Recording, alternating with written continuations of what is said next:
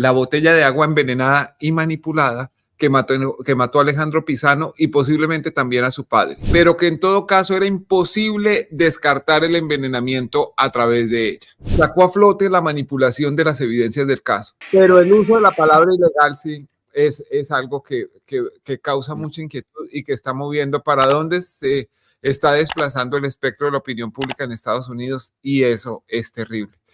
Hay que decir una cosa. Esto era Paloma Valencia repitiendo en silencio palabras de Petro, ¿no? Exacto, diciendo lo que dice Petro es verdad en una transmisión, ignorando que la cámara lo estuviera viendo. Es perfecta la comparación que hace, si nos permite poner el discurso además tiene mucho humor, utiliza mucho el humor. El discurso está bastante bien. Yo no necesito el discurso, pues, por supuesto, pero hay partes, y lo noté con gusto, con humor, se estaba regodeando en una situación cómoda, ¿no? Sí, es verdad, y arranca con humor, dice, no, si yo fuera sensato estaría en mi casa, no estaría aquí parado, no sé qué, y luego habla de su edad también con humor. Dice, toda mi vida me la he pasado en esto, desde cuando me decían que era muy joven, ahora que me dicen que soy muy viejo, entonces, ¿cuándo estoy listo? Fue un discurso con gracia y todo. Lástima la palabra ilegal para mí, pero pues me parece que más que una causa de la discusión pública, es una consecuencia de lo que ha ido. Leemos mi columna a ver si nos despedimos. Por favor, adelante. Listo, se llama La botella misteriosa. En contra de lo que ha sostenido la Fiscalía, hay indicios fuertes para concluir que el ingeniero Jorge Enrique Pizano fue asesinado. El reciente fallo del juez Óscar Andrés Menjura sacó a flote la manipulación de las evidencias del caso. Esa manipulación tendría como propósito determinar rápidamente que no hubo homicidio y que la muerte del principal testigo de Odebrecht obedeció a causas naturales, y de paso que la de su hijo Alejandro fue producto de una casualidad desafortunada. Contra la construcción de la Fiscalía pesa una prueba: la botella de agua envenenada y manipulada que mató a Alejandro Pizano y posiblemente también a su padre, el auditor de la Ruta del Sol. El juez no se conformó con los alegatos de la Fiscalía, sino que revisó cada pieza del proceso y encontró que se presentaron irregularidades en la investigación prácticamente desde el momento de la muerte del ingeniero Jorge Enrique Pizano. El médico patólogo que hizo el examen forense no era miembro del Instituto de Medicina Legal, sino un contratista traído de afán que declaró, oigan esto, abro comillas, si uno hace el certificado de defunción como muerte en estudio, entonces debe convertirla en médico legal y solicitar que venga la autoridad. Entonces, obligatoriamente, se ve uno obligado a decir que es una muerte natural.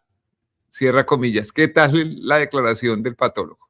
El cuerpo del ingeniero Pizano fue cremado y los tejidos que conservaron para una eventual investigación fueron sumergidos en formol, una sustancia que borra las huellas del cianuro. El entonces director de Medicina Legal, el doctor Carlos Valdés, salió de su puesto en medio de un escándalo porque dijo que los forenses encontraron una toalla con un rastro de sangre de Pizano que permitía excluir la presencia del veneno. Después se estableció que la mancha no era de sangre, sino tal vez de café o saliva, pero que en todo caso era imposible descartar el envenenamiento a través de ella. El juez determinó que la conclusión de que se había tratado de una muerte natural fue apresurada y la autopsia olvidó explicar, por ejemplo, el hallazgo de edema pulmonar y hemorragia en el estómago registrados en el examen de patología. El ingeniero Pizano murió el jueves 8 de noviembre de 2018. El domingo 11, 3 días después, su hijo Alejandro, que vino de Europa para el sepelio, falleció cuando bebió de una botella con agua saborizada que estaba en el escritorio de su papá y que contenía cianuro. En la autopsia del joven Pizano se encontró que, al igual que su padre, presentaba edema en los pulmones y hemorragia en el estómago. ¿Cómo explicar que los dos tuvieran los mismos síntomas, pero que solo uno hubiera sido envenenado? La botella fatal fue tocada al menos por Jorge Enrique Pizano, su hijo Alejandro, que bebió de ella, su hija Juanita, que la entregó en el hospital, a donde lo llevaron, y la médica que la recibió. Sin embargo, cuando la sacaron del almacén de evidencia de la Fiscalía, no tenía una sola huella. Estaba completamente limpia. El técnico de la Fiscalía explicó que tal vez las huellas dactilares habían desaparecido porque presten atención a esto, la botella, entre comillas, había sudado por haber sido embalada en una bolsa plástica. La decisión del juez determina que, comillas, difícilmente puede aceptarse la explicación del dactiloscopista que ésta haya sudado o que los efectos climáticos lograron eliminar los rastros o vestigios de huellas dactilares, cierra comillas. Un perito interrogado en el proceso respondió así la pregunta del investigador. ¿Cuáles son las posibles causas para que esto hubiera ocurrido, que no tuviera ningún fragmento? Hay muchas, responde el perito. La manipulación de la botella. Pudieran haber, no sé, no estoy asegurando, pero pudieron haberla limpiado. Esa es la declaración del perito. Además de las huellas, desaparecieron marcas de fábrica de la botella con el número del lote del que hacía parte. Esa información era indispensable para establecer dónde había sido comprada.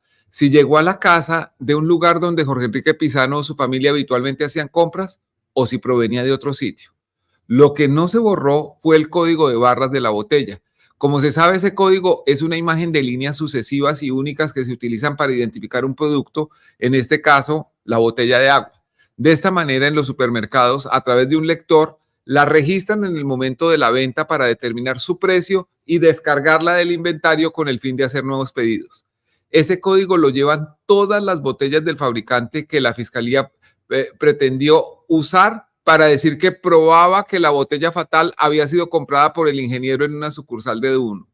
Miguel Ángel del Río, el abogado de la familia Pizano, logró desvirtuar la tesis de la Fiscalía, demostrando que todas las botellas de esa marca, adquiridas en distintos lugares de Colombia, tenían el mismo código de barras y que en consecuencia no probaba su procedencia como la Fiscalía lo intentó.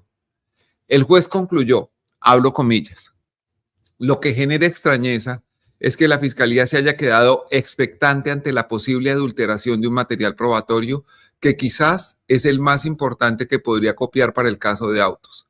El ente acusador está en el deber de investigar en qué punto falló su cadena de custodia para responder el gran interrogante que se está haciendo esta instancia, de si el presunto borrado de las huellas y del número de lote fue por impericia o por el contrario, se hizo con la firme intención de desaparecer el rastro del verdadero responsable de haber plantado el tóxico. Cierra comillas. La valerosa decisión judicial lo que está diciendo es, claramente es que la Fiscalía, la de Néstor Humberto Martínez y la de Francisco Barbosa, no investigó la muerte del hombre que se atrevió a denunciar los sobornos de la corrupta multinacional Odebrecht asociada con el Grupo Aval para construir la Ruta del Sol. Esa es la columna. Tremenda y tremendo ese juez también. Hablábamos con Daniel Coronel antes del programa. Pues la pericia de probatoria y la seriedad de la providencia que comenta Daniel. Todavía hay jueces. Sí, todavía hay jueces. Todavía hay esperanza en la justicia.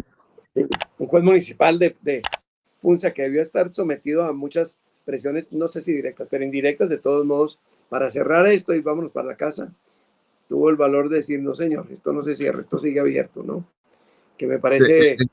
tercero penal del circuito de fútbol. Sí, señor. Muy notable. Para él también, sí. Chapo.